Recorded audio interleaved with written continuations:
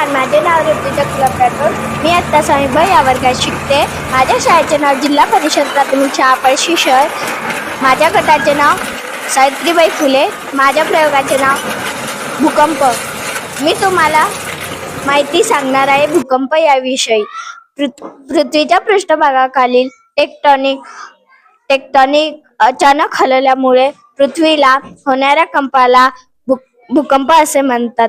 या भूकंपामुळे जमीन हलते, इमारती कोसळतात, रस्ते तुटतात आणि मोठी हानी होऊ शकते. यानंतर माझ्या गटातली सदस्य सिद्धी ही बोलणार आहे.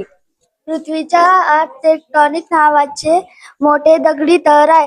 हे थर सतत हळूहळू हलत असतात. जेव्हा हे तरे एकमेकावर आदळतात, दूर सरकतात, घसरतात. धन्यवाद. यानंतर मी बोलणार आहे.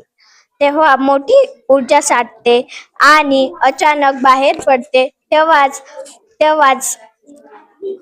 बाहेर पडते. आम्ही घेतलेलं सादरीकरण संपलेलं आहे. धन्यवाद.